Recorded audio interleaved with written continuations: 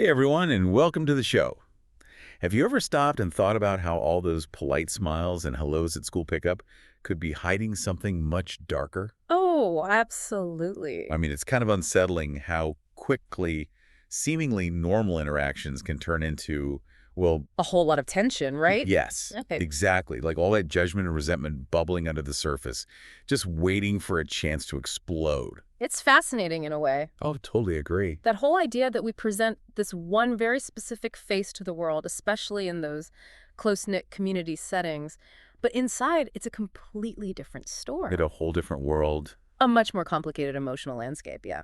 And that is exactly what we're diving into today with Sarah Harman's thriller, All the Other Mothers Hate Me. Ooh, that title I know, right? gets you right in the mood. Totally. This book throws you right into the heart of a London school community where a child's disappearance reveals all those hidden cracks and secrets. It's such a classic thriller setup, you know? You take this seemingly safe and familiar world, the school gates, the playground, and then bam, something terrible happens and suddenly everyone's true colors come out. Exactly. So if you're ready to unpack some seriously complex characters and navigate a maze of twists and turns, you are in the right place. And hey, if you enjoy this deep dive, don't forget to like and subscribe for more. All right, let's get into All the Other Mothers Hate Me. We're introduced to Florence, a single mom who definitely stands out from the other mothers at St. Angela's School in Shepherd's Bush. Oh, she stands out, all right. And I think that's central to the whole story. In what way? Well, for starters, she's not really part of that established social fabric. Yeah. You know, she has this past as a member of a girl band, Girls' Night, and, well, The earthquake incident. oh, yeah. I mean, how do you come back from releasing your debut single the same week as a major earthquake? Talk about bad timing. Right. It kind of sets her apart immediately. You get the sense of her being a bit unconventional. Oh, yeah. Like she's had a taste of a different kind of life, bit more in the spotlight. But now she's navigating the very different world of school runs and PTA meetings as a single parent to her 10-year-old son, Dylan. You can just feel that she's constantly aware of not quite fitting in. Definitely. And Harman really emphasizes those strained relationships she has with the other mothers, like her interactions with Hope Gruber, the seemingly perfect PTA president, or even Cleo Risby, Alfie's mom. And don't forget Allegra, who kind of represents a different type of in-group since she's actually British in this very international expat-heavy environment. Right. Allegra adds another layer to that whole dynamic. It's like Florence is always on the outside looking in. Oh, absolutely. Yeah. The HFG event, the holiday festive gathering is a perfect example. She wasn't even invited initially. Ouch.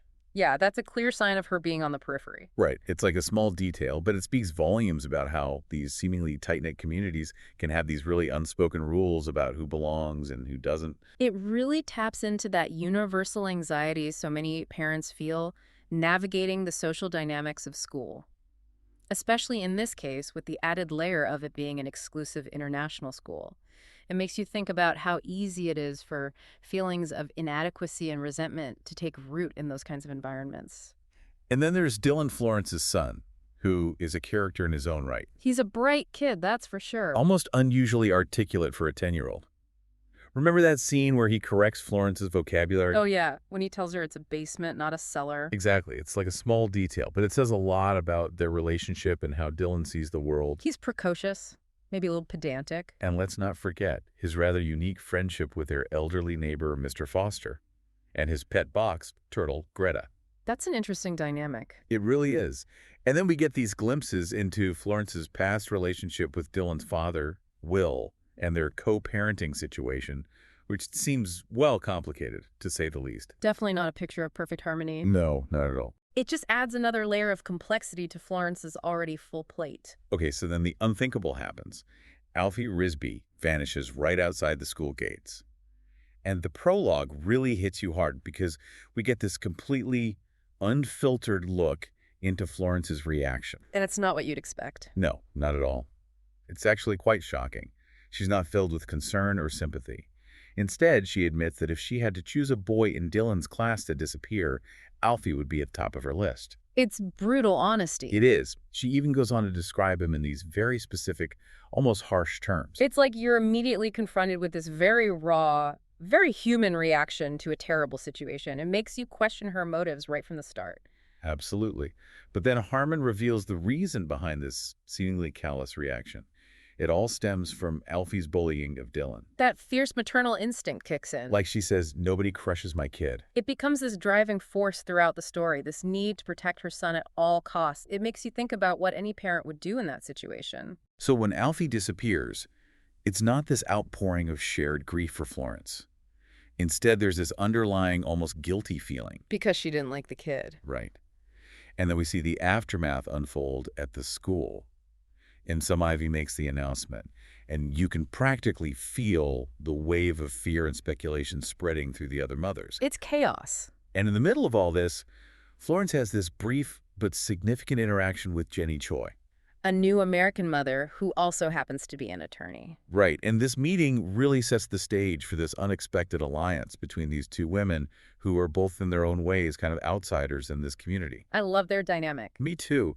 Jenny is such a great character, so pragmatic, so focused on her career. She's even trying to squeeze in billable hours amidst all the chaos. Almost comical. But it also highlights the contrast between her very level-headed approach and Florence's more emotional and impulsive nature. That contrast becomes really important as the story unfolds. Okay, so things really start to go downhill for Florence, and that whole outsider status really works against her. We have the Turtlegate incident. Do you want to give a quick recap of that? Sure. Basically, Dylan and Mr. Foster's box turtle, Greta, end up causing some kind of, incident at school, and it leads to this social fallout for Dylan. Making Florence feel even more isolated. Exactly. It's like she's already on the fringes, and this just pushes her further out. And then to make matters worse, she gets excluded from the mother's group chat.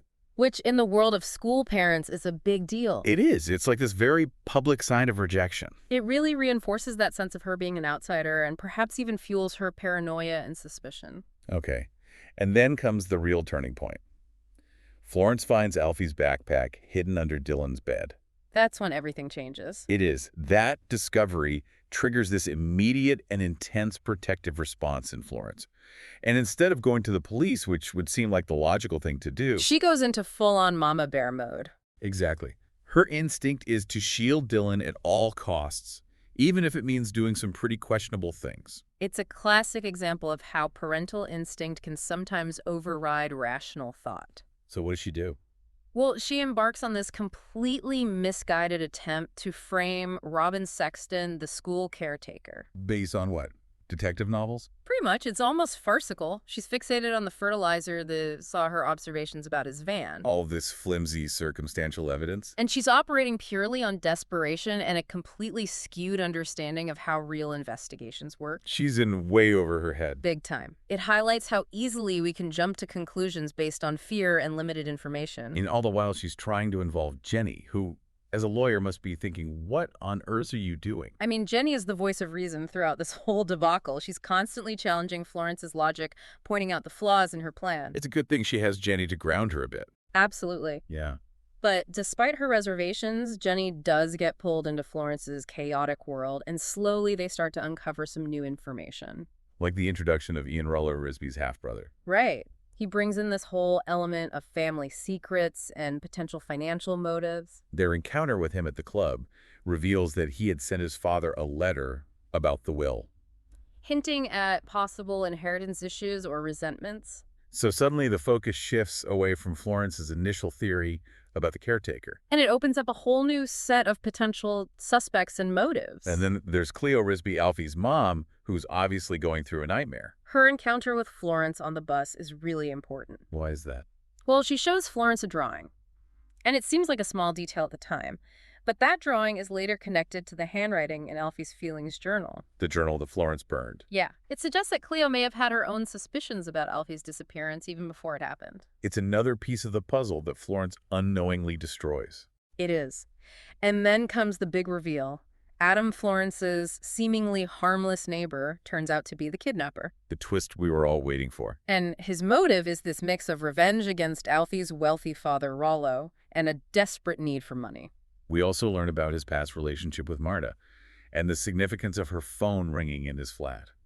That ringing phone is such a chilling detail. It is. This totally ordinary sound exposes this whole web of lies and desperation. And then the story moves to Cornwall, where things really come to a head. The tension is palpable. Florence is lured there and held captive by Adam. And in a truly shocking twist, she discovers that Dylan was never actually kidnapped. So Adam's plan was all about revenge on Rollo. It seems so. He used the threat to Dylan as leverage to get what he wanted. That's cold. It is. Oh. The confrontation between Florence and Adam is intense. It's a fight for survival. And then we have the aftermath. Florence is injured and ends up in the hospital. We learn that Adam has died likely by suicide. Thankfully, Alfie is returned home safe and sound. Cleo and Rollo are obviously relieved, and Rollo even offers Florence financial compensation. But let's not forget Brooke's misguided attempt to intervene with that cricket ball note. Oh my goodness, yes. Talk about a well-meaning but completely clueless intervention. It almost makes things worse. It's a classic example of how miscommunication and assumptions can really backfire. So in the end, Florence is left to deal with the emotional and physical fallout of this whole ordeal. What are some of the decisions she makes? Well, she decides to donate the reward money, which suggests a sense of guilt over her actions towards Robin Sexton. She also starts thinking about renovating her house, which shares a wall with Adam's. It's like she's trying to reclaim her space and move on from this traumatic experience. And Jenny decides to stay in London and even considers starting her own business. It's like this shared experience, as terrifying as it was, has forged a bond between them and opened up new possibilities. And Dylan returns to school, and the community slowly starts to move on. It's a realistic portrayal of how life goes on even after something so dramatic happens. It makes you wonder about the long-term effects on both Florence and Dylan, though. Definitely. So there you have it, a deep dive into All the Other Mothers Hate Me, a thriller that really gets under the skin of a seemingly normal community and exposes all the hidden darkness beneath the surface. It makes you think about the pressures of parenthood, the power of our instincts, and the lengths we'll go to protect the ones we love. It also raises questions about the dangers of jumping to conclusions and the importance of looking beyond those polite smiles and hellos. Now, we'd love to hear from you. What was the most shocking moment in All the Other Mothers Hate Me for you? Share your thoughts and reactions in the comments below. And have you read any other thrillers that explore similar themes?